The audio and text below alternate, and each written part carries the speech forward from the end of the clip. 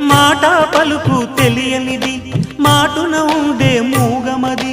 కమ్మని తలపుల కావ్యమయే కవితలు రాసే మౌనమది రాగల రోజుల ఊహలకి స్వాగతమిచ్చే రాగమది శృతిలయలరగని ఊపిరికి స్వరములు కూర్చే గానమది ఋతువుల రంగులు మార్చేది